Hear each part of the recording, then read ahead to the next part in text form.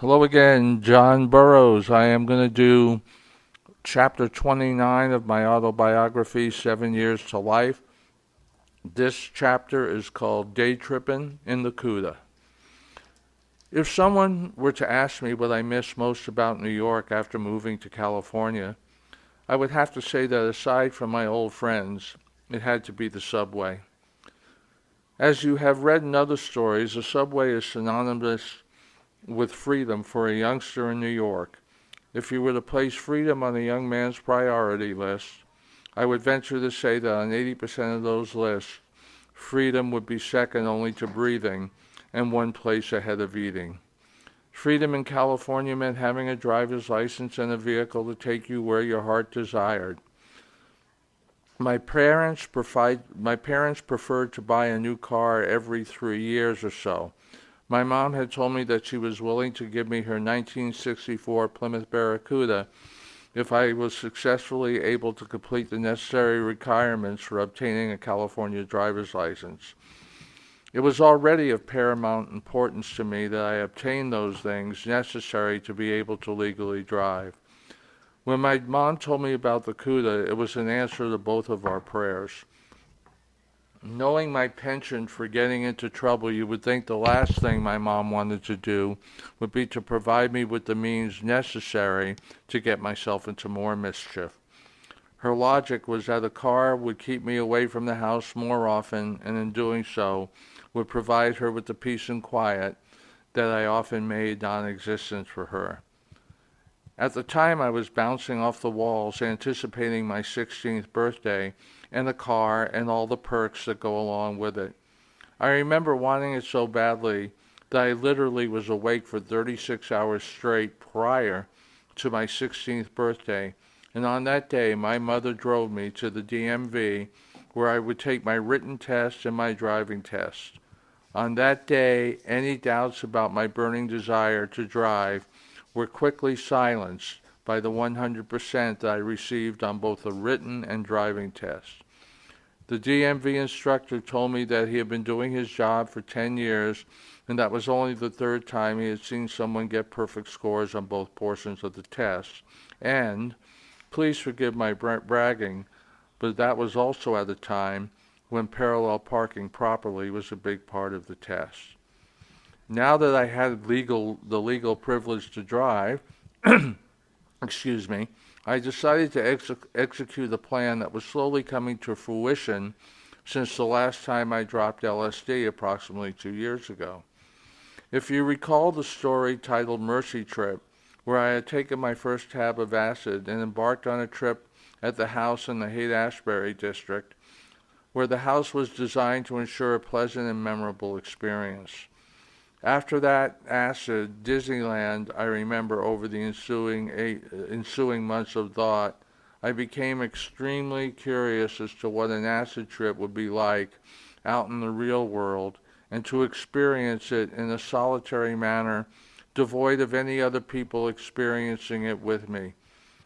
But I wanted to see the effects it would have on me in many different environments, including hostile ones.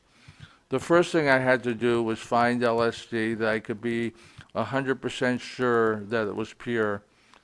2 years prior to this, finding pure stuff on Hay Street was as easy as walking into a store and buying a candy bar. However, much has changed since the last time. The predators, con artists, rip-offs, and thieves had come on the scene and in many cases were selling questionable acid at best. The whole impetus for these assholes was greed, and they began to cut the product with other dangerous chemicals, including strychnine. It was no surprise that at this time the stories of bum trips, suicides, panic, and delusions of being able to fly, and people began to jump off buildings to their deaths. I spoke to a close friend of mine like myself had found LSD changed his life in so many beneficial ways that far outweighed any negatives along the road. Of course, he had only ingested pure LSD and told me whom to look for on Haight Street that he trusted implicitly. He told me he was known as the Aussie and was impossible to miss. He was 6 foot 4 inches tall and had the unmistakable Australian accent and dressed like he was prepared for the outback right down to the knife sheathed on his side and the feather protruding from his cowboy hat.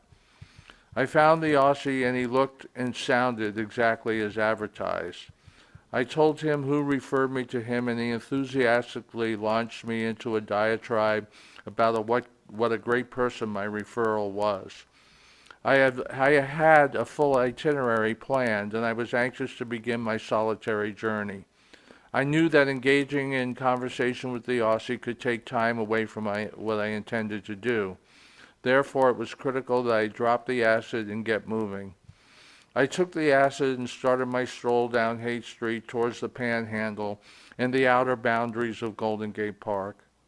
I had walked down Haight Street numerous times in the past, but always with some of my friends. As the acid started to come on, I noticed a perceptible change in how I reacted to the people that I ran into both on the streets and in the park. The feeling resembled a sort of superpower because it seemed that I was able to determine what a person was thinking simply based on the way they carried themselves, in addition to the ability to look beyond their eyes and deeper into their psyche and interpret the aura that surrounded each individual. For instance, on my previous trips to this area, I often felt a peaceful calm that emanated from the people that would hang out there. This time was completely different. I could tell simply by being close to someone and looking in their eyes. I could accurately predict whether or not they felt happy and secure in their decision to make the Haight-Ashbury district their home. I was amazed to find that many of the district's young residents were insecure, unhappy, fearful, and uncertain of their future. I am pretty sure that I would have been unable to ascertain this if I was there tripping with friends. In my mind, this seemed to put a dark cloud over the district because it was obvious that people living there, not all, were directionless like ships without rudders, which means they were floating aimlessly. There was also a small minority of people that I crossed paths with that day. This was the day that I discovered that the beauty and tranquility of the area would soon suffer a slow demise. I had expected and planned on this day to interact with people of this sort, but I was flabbergasted at the amount of dark angels that now roamed Haight-Ashbury. It was in a different part of the city where I planned to face evil head on, should it raise its ghoulish head.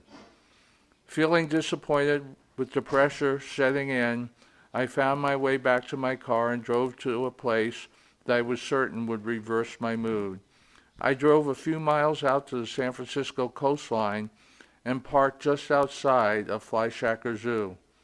It was a time to talk with the animals, which of course did not actually happen, but while tripping at the zoo was an experience all its own. I would love to tell you that I thought it was cruel to have wild animals in cages, but in all honesty, I felt the animals were okay with it. It appeared to me that most of the animals were raised in captivity, leaving them with no point of comparison. There is no doubt that the acid amplified the amazing beauty and colors that these animals possessed. Without question, the primates, be it the monkeys, chimps, orangutans, and gorillas, studied me with the same intensity that I study them, and I have often questioned the validity of what I am about to say.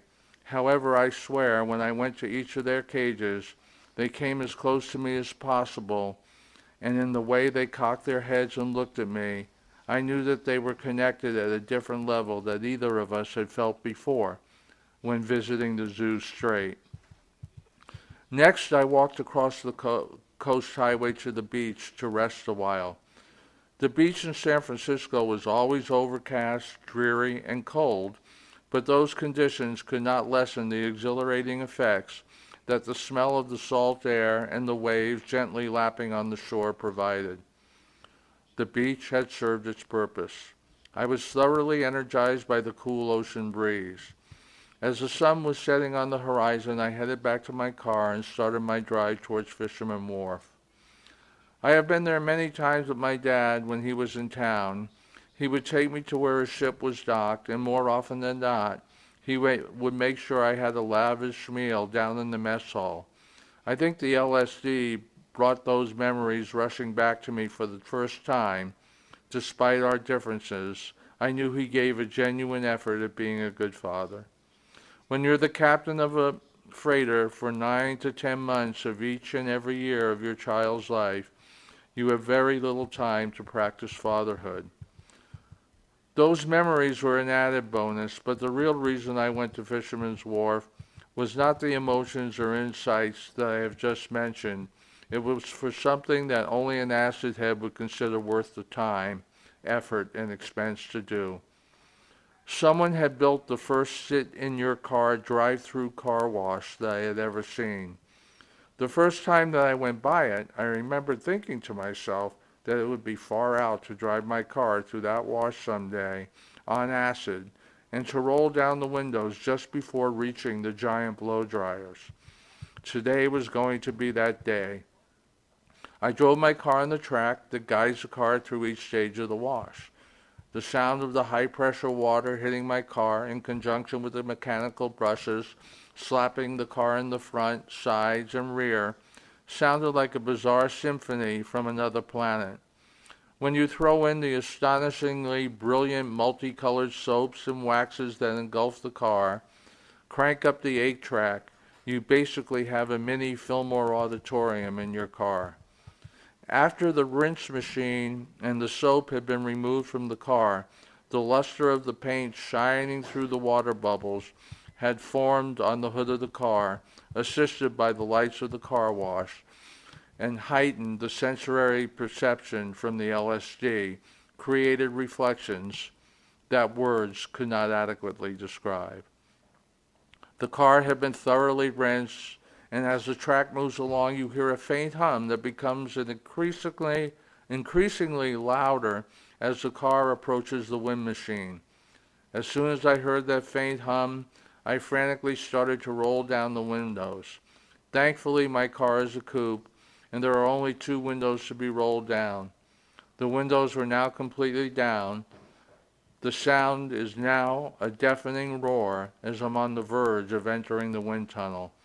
It was like a mini journey through a Category 5 hurricane, and I could actually feel the G-force against my cheeks. I began to laugh and yell uncontrollably, like a 5-year-old that never imagined life could be so much fun. In all honesty, I believe the only type of person that could enjoy this type of car wash more than a 5-year-old would be an acid head. It was now time for the next item on my itinerary. I drove my blindingly shiny car in the direction of Broadway. I had set up my itinerary this way so I could enjoy my adventure in this part of San Francisco under the deep purple haze of the night. The street provided not only the avant-garde entertainment of the topless clubs that I was too young to enter and unfortunately forgot my phony ID. There were the bars and small theaters that provided a venue for female impersonators, comedians, and the famous improvisational troupe, The Committee. Some of these places were located just off Broadway or in the general area, where you could also find great music emanating from small clubs. And if you were not old enough to get in, you could stand on the sidewalk and hear the music clearly, look through the windows or door, and be able to see the entertainer. There were times when small crowds of teenagers would almost block the sidewalk, but they rarely asked to leave because people young and old were brought together by their mutual love of music and often turned bouncers into pussycats. I recently saw Smokey Robinson at a casino amphitheater here in Arizona that holds roughly 300 people. He sounded good, but his amazing falsetto and talents, like any other great entertainer and singer, exhibited the effects of age. The only reason that I mention this particular concert because when I was 21 years old, that's in 1971, I had the great privilege of seeing Smokey at Bimbo's Supper Club that was located around Broadway. It was a small club with an intimate setting where dinner was served and then came the show. He was in his prime, and we were seated literally only 15 feet away from him. It was time to head back to the Cuda and make my way towards my next destination. As I was walking towards where my car was parked, I came upon a street musician playing songs on his acoustical guitar. It may have been the LSD, but his musicianship was outstanding. He had the standard hat in front of him in an upside-down position in order for passers-by to make a donation that they considered appropriate.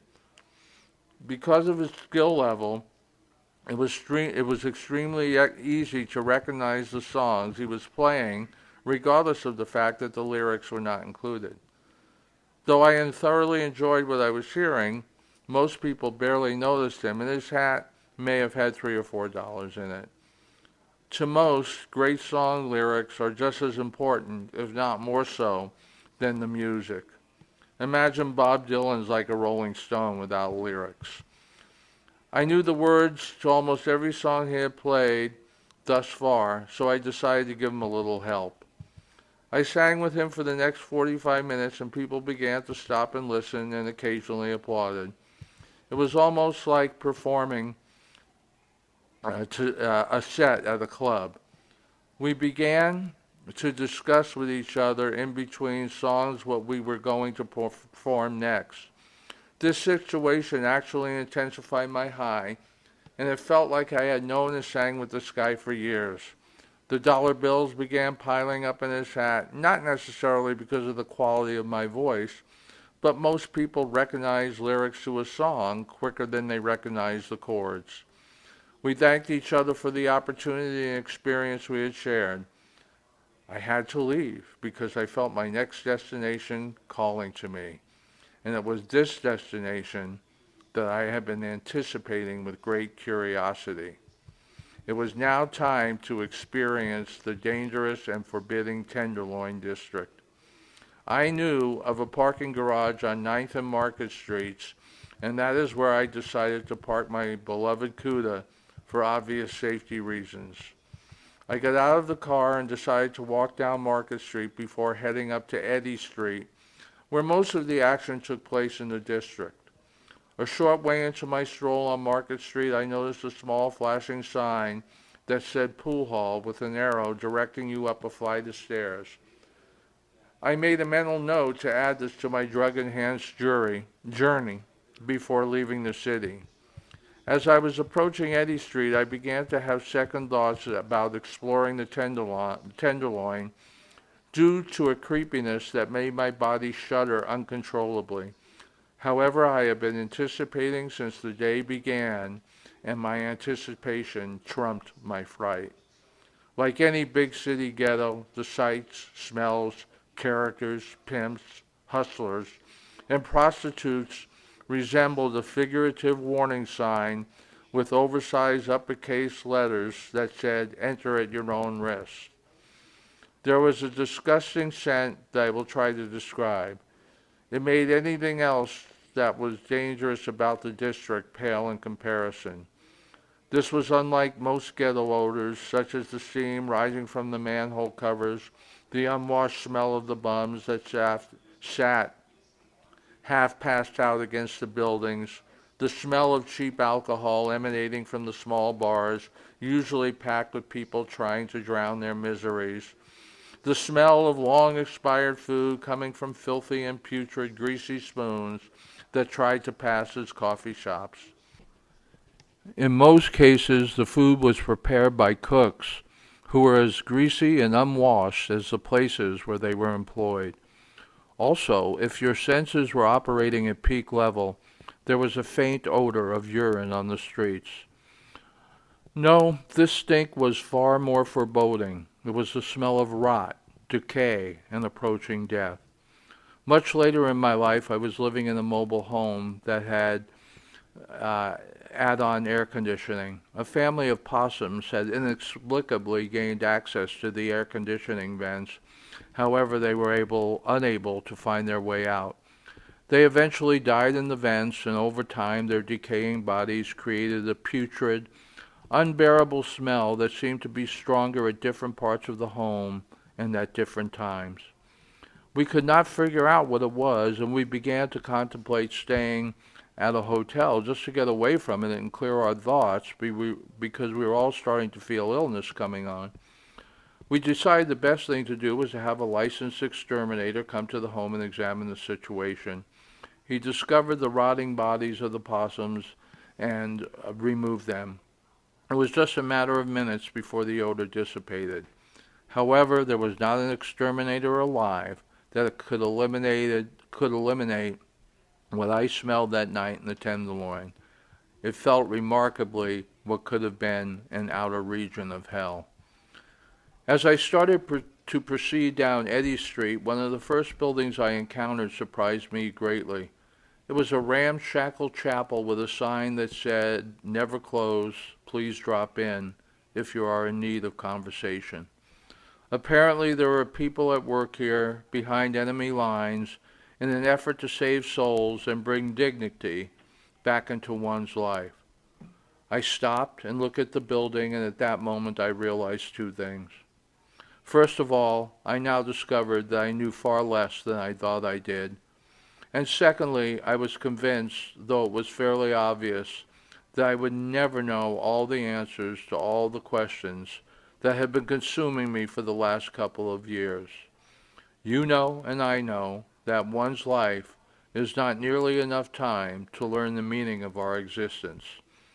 This did not deter me because I was sure that when a person had the audacity to think that you knew enough, you became closed-minded and completely unprepared for the unexpected curveballs that each and every one of us will encounter in our lifetimes. So though I knew it was impossible to know everything, I definitely wanted to know more than enough, and as young as I was at the time, barring any unforeseeable roadblocks, I had many years ahead of me to learn from this miracle called life, as much as I could. As I continued down the street with the help of the acid, I now knew that my mind, like so many others, figuratively speaking, was made of Teflon, where amazing discoveries went unexamined and down the drain. The epiphany for me was simplistic at its core. I would concentrate on making my mind, once again figuratively speaking, a sponge that had the capability to absorb everything that was happening in and around me to be studied later, and hopefully extract valuable lessons that would be not only beneficial to me, but to anyone who was willing to listen. A little further down the street, I came to a bar that for some reason had caused me to pause and peer inside. The bar itself was crowded and smoky, and there were about 20 or so people sitting at the bar, conversing, laughing, crying, or just simply had passed out, head down on the bar. I knew there were tables in there, but I could not see them. What really stood out for me was that there were only 3 white people in the bar. 2 of them had finished their last drinks, then had started to leave. I wanted to be clearly understood that it was a fact and a rarity that white people came down to the Tenderloin to socialize. In fact, when they were down there, they never left their cars, and their purpose was to seek out cheap streetwalkers. There is no racial prejudice intended in the last few sentences. The intention is to paint the picture of what I was witnessing that night. Also, once again, with no prejudice intended, the white people leaving the bar was a couple, and by their appearance had clothing seemed to be just a tad better off than the rest of the bar's patrons. Here was a perfect opportunity to learn something valuable, though at that exact moment I am not sure what it was going to be or what I was going to say to them, but I knew that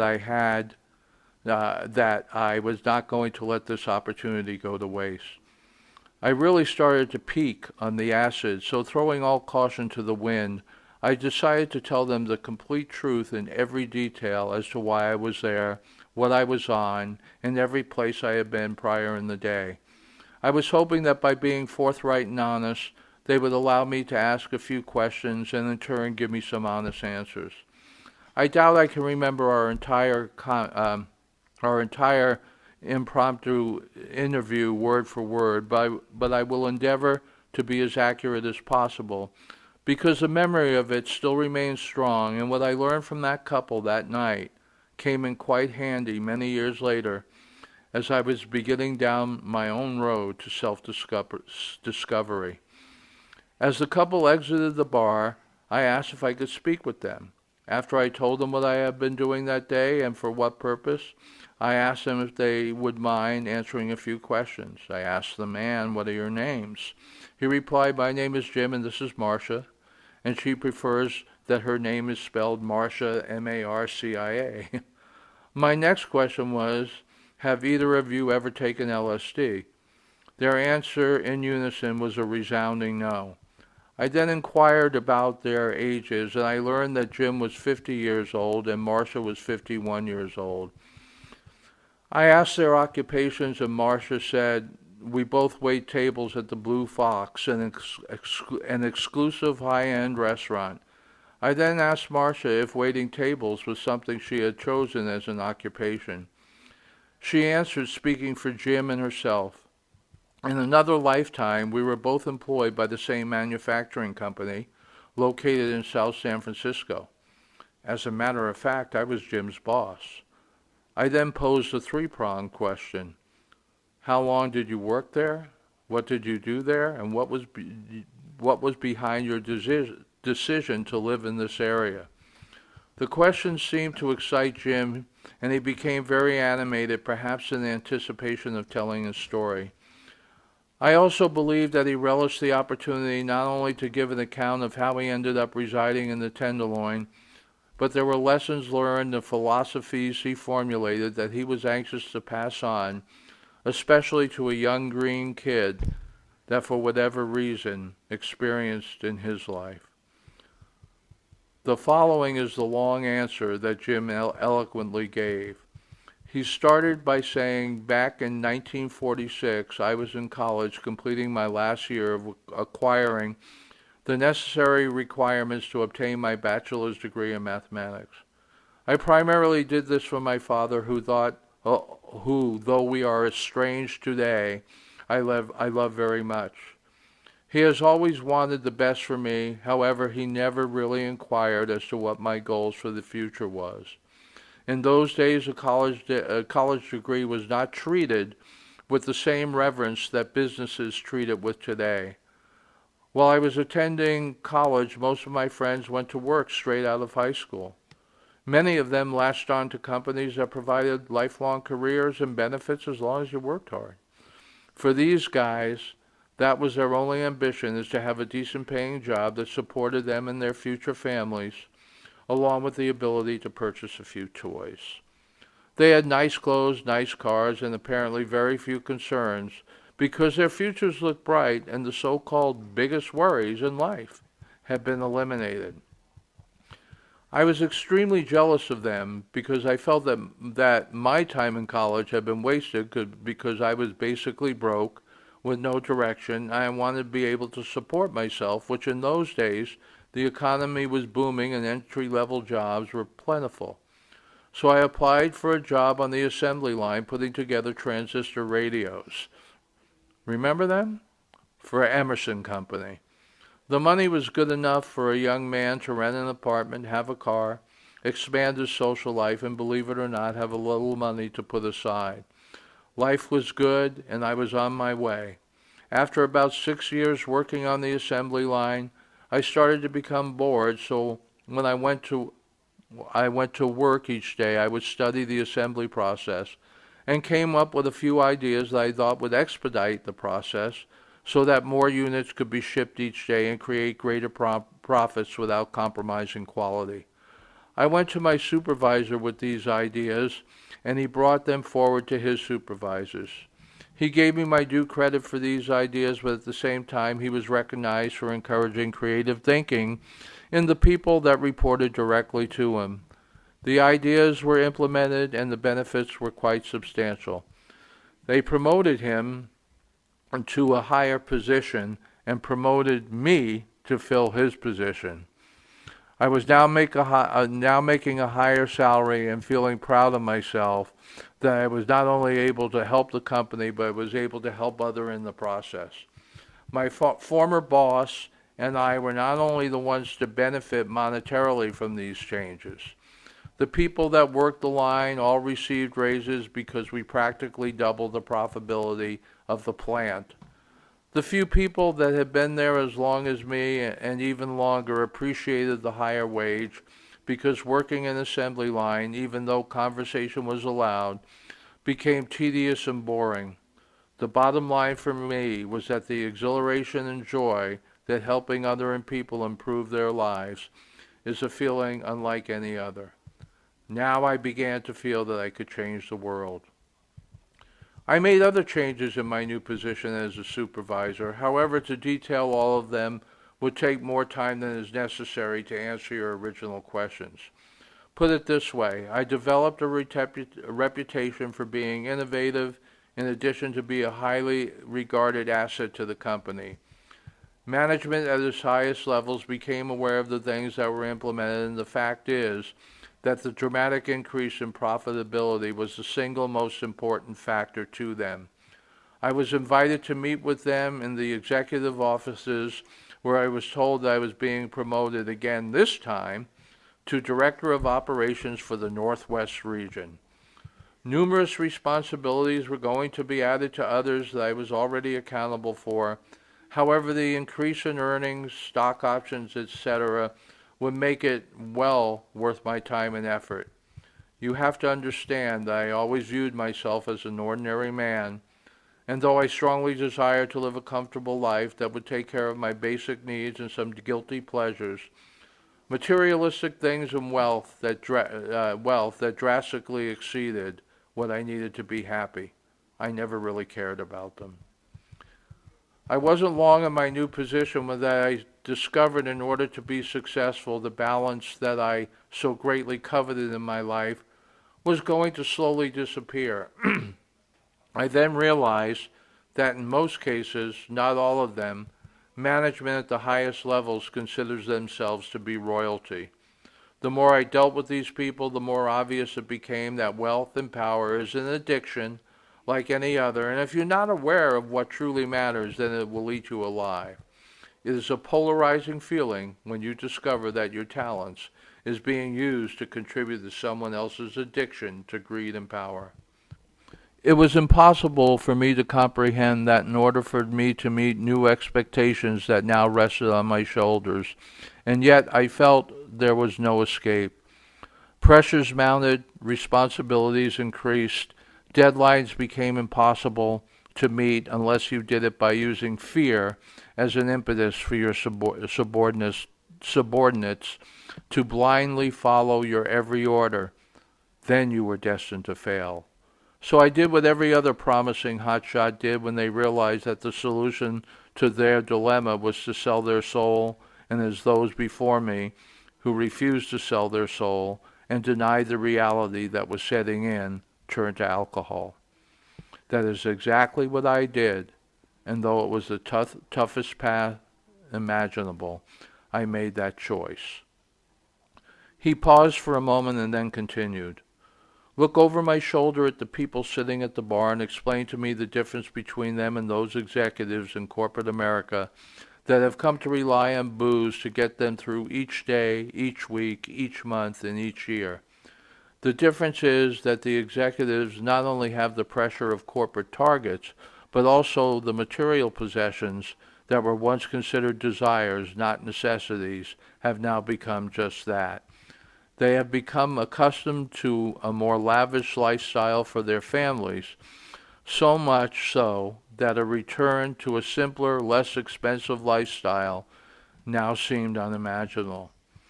This causes their stress to increase 2 or 3-fold, leading to heavier drinking, less sleep, drug use, increased anxiety that in the end leads to divorce, health issues, anywhere from mild strokes to heart attacks and death. Unfortunately, sometimes they take their own lives. Of course, this does not happen in every case, especially if you take the time to know who you truly are and totally prepare yourself for inevitable changes.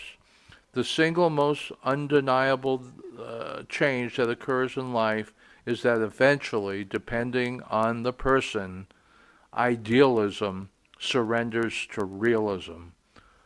I often wish I had been better prepared for that discovery. Most people sitting at the bar may not know who they are, but they do know now who they are not. For some, the realization was relatively easy, but for others, it was a bitter pill to swallow. They are not capable of living in the world or country where success means stepping over or destroying other people to reach that decadent level where the only thing that matters is wealth and the power that accompanies it. Fortunately for me, I did not have a wife and children, therefore the decision to live in the Tenderloin was pretty simple. I needed to remove myself from my former life because it became obvious that I wanted to live in obscurity, yet have the ability to interact with people that knew exactly who they were, and in no way, shape, or form were they embarrassed by it. Believe it or not, the Tenderloin, though a ghetto, was almost as safe as anywhere else in San Francisco. The trick was that you not only became acclimated to living there, but the neighborhood also became acclimated to having you there. You did this by making it completely obvious that you were not a threat to anyone, be they legitimate or criminal in their endeavors. When you successfully accomplish this, they are no longer a threat to you.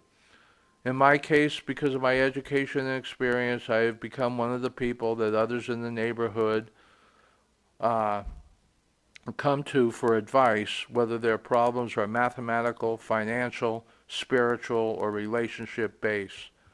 I work as a waiter at the Blue Fox restaurant, and that because of its stature, the tips provide me all that I need to live here more than comfortably. I am happy here, as is Marcia, who quit Emerson about 2 years later for the same reasons. I did, and through some impressive investigative work, found me here, and we have been together ever since. It is not your typical romantic relationship. It is one based on common struggles and simple pleasures. She now works at the same place as me. We are also in a unique position because we can provide help, though sometimes it has been done discreetly and anonymously, such as a phone call from a paid telephone to the authorities in order to help a person in a dangerous situation when they are incapable of helping themselves. I am a realist now and I'm not blind, so every day I see young girls who come to the city of love, and for them, at a very young age, idealism surrendered to realism. And though some of them become acclimated to the tragic lifestyle of the street whore, others are desperately looking for escape. Marcia and I love it here in the apartment house we live in. It is owned by one of the few decent landlords that own property here. We go to this bar 3 or 4 times a week, have a few drinks, and learn lessons from the diverse clientele that frequent this establishment. They come from all walks of life and tell the most entertaining stories, embellished or otherwise, that I have ever heard. Remarkably, education sometimes comes from the most unusual places. I, I would certainly not recommend this to everyone. In fact, I would only recommend it to those who are self-aware, fearless, and have become disenchanted with the condition and direction of the world today. In a strange way, it has brought structure and meaning back to my life. He paused once again and then continued. To the outsider, this may seem overwhelmingly depressing, and in many cases, it is. However, it is here that I have learned to never judge anyone without intimately knowing them. Happiness and contentment can also be found in the least likely places. This does not mean there are people here who are content, because many of them gave up hope a long time ago and understand and have acquiesced to the fact that they no longer possess the intestinal fortitude or the patience that it takes to escape this place and achieve meaningful change in their lives. Most of them await their return to the place where their bodies and addictions no longer hinder them. He then looked directly at me with a stare that conveyed sincerity and said, "Now I would like to ask a favor of you. But I want you to feel completely comfortable in refusing it. It is not a small favor and could very well jeopardize your health and safety, though in your case I think you will do fine. You mentioned to me that LSD, for reasons that defy logic, allows you to predetermine danger and instills in you a fearlessness that others would think was idiotic. I want you to know that the favor I ask of you will be a coordinated effort of which you will play a small part. As I told you, I have become a confidant to too many inhabitants of this neighborhood. There is a highly sought-after young and beautiful prostitute who ran away from home not too long ago and has discovered, like so many others, that being trapped here will only lead to desperation and despair.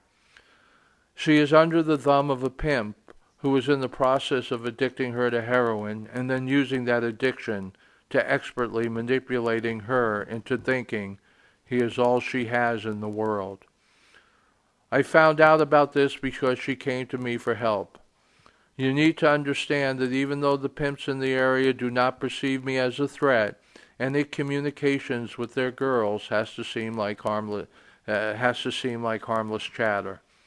Marcia and I, along with a few friends, have come up with a plan that will help this girl escape and hopefully successfully return home to Seattle.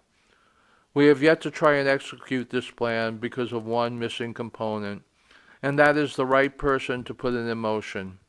I think you would be perfect for the job, and after your part is over, you will experience a feeling unlike any other you have felt before.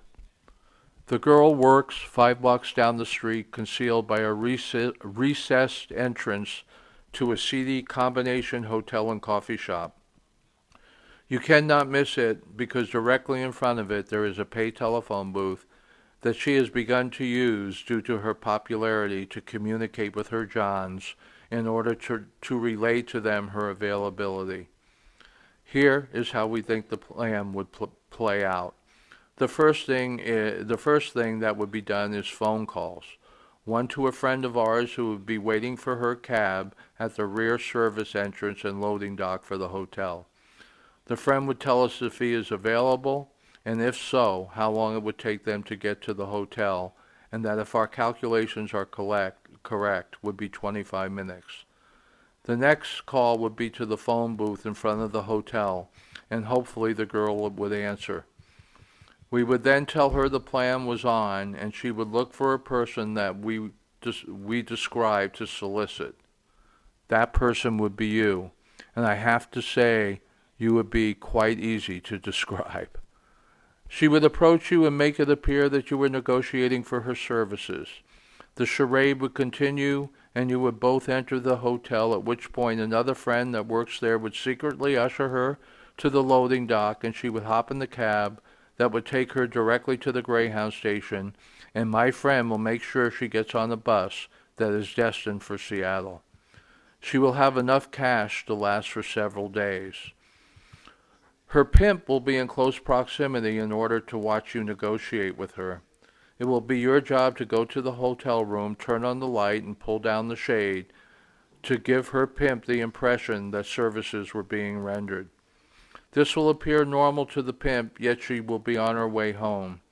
After roughly 40 minutes, no sooner, you walk out the front door of the hotel and get as far away as possible. If you are willing to do this, I will have Marcia go back into the bar and start the phone calls. I told him I would do it, and Marcia did an about face and went back to the bar to use the public phone there. She returned within 20 minutes, said that their friend would be willing with the cab ready in approximately 20 minutes.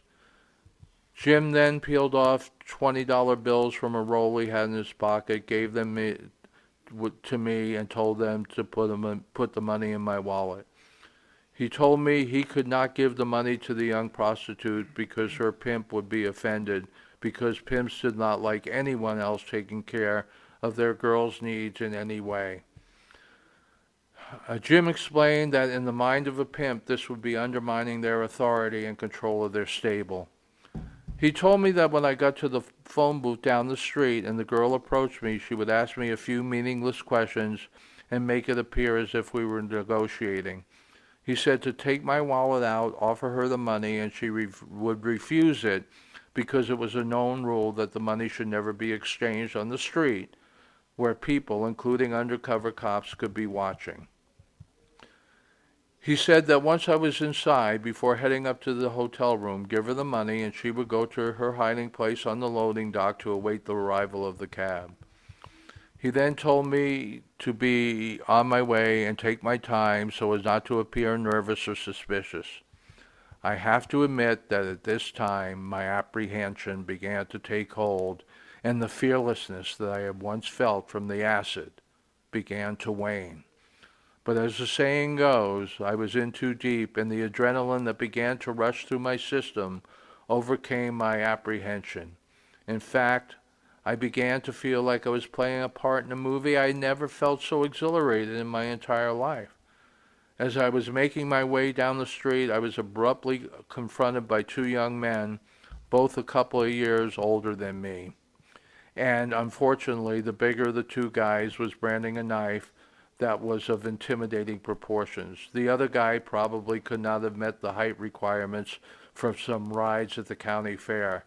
However, he was more nervous and animated than Ratso Rizzo in Midnight Cowboy. As you probably have already surmised, they were attempting a street robbery. They were jonesing and needed a fix bad. What they did not know was that I was high on LSD, therefore my sensory perceptions were still at their peak. I knew I had to do something quickly.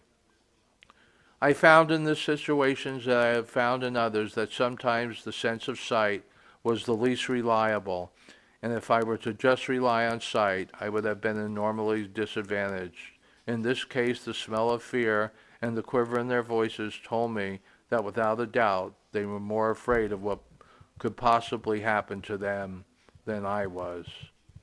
My unexpected calm not only exacerbated their fear, it left them in a state of indecisiveness.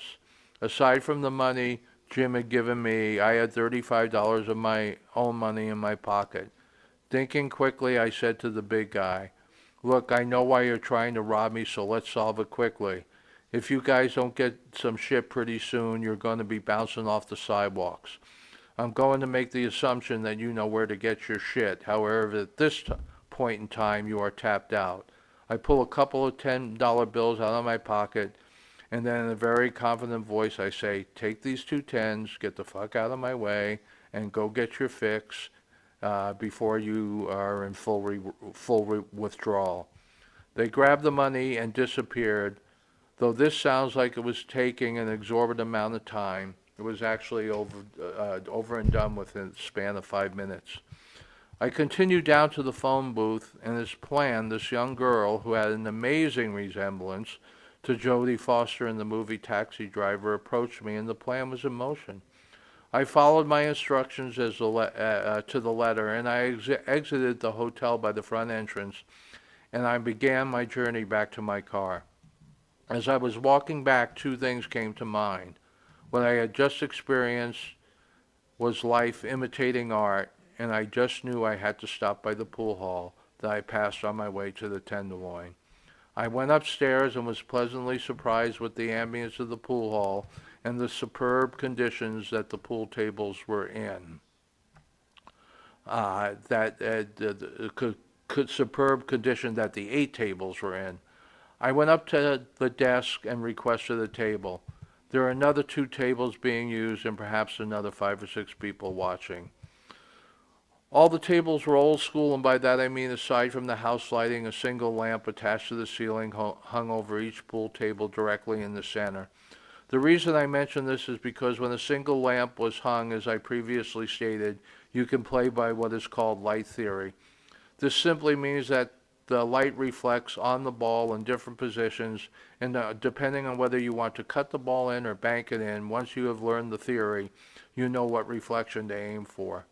Of course, the other way to play is simple by hand-to-eye coordination. I use both methods normally, however, in this particular night, fueled by the acid, the light theory was the obvious way to go. So I started practicing some nine ball. I knew it was only a matter of time because at 1 a.m. in the morning, the people that hung out the pool halls were not casual players, they were gambling. As I was practicing, I felt like Jim Rempe due to the fact that I had never seen the balls and their associated reflections so well. To make a long story short, a player approached me and asked if I would like to play some dollar a rack nine ball. I said, why not? And before you knew it, a dollar a rack became 10 a rack and 10 a rack. And 2.5 hours later, I walked away with $90 to add to the 15 I already had in my pocket. I never have and never will shoot pool as well as I did that crazy night. As I got into my car, knowing that it was time to start winding down, and the best place to do that was the San Francisco International Airport. In those days, fear of terrorism was virtually non-existent. When you're coming down, there is no better place, in my opinion, than the airport. At 2 or 3 a.m., there was always people roaming around, which made it quite enjoyable to people watch. There was always a place open to get something to eat, and you could sprawl across a bench and relax as long as you were not bothering anyone. No one would bother you. I was fortunate enough that on this night there was an art exhibit from the local grammar school that contained many different drawings, and as high as I was, you could almost picture the child behind each drawing. This night occurred 48 years ago and is still etched in my mind with incredible clarity. What is not so clear is how I survived this night along with any others in my life. However, this particular one is one of the top 5 memories so far in my life. I learned some valuable lessons that night I will never forget. Never judge anyone by where they live, and never assume that you know more than they do. I found 2 people that night that were kind enough to voluntarily open their hearts and minds to me.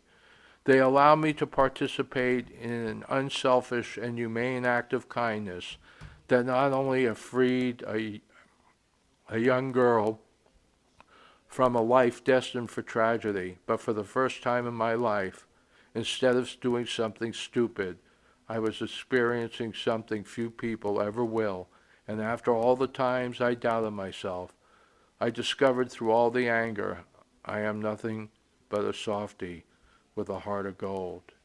In retrospect, I have come to realize that opportunities such as this one are indeed rare, and I often wonder how many other opportunities that I may have missed.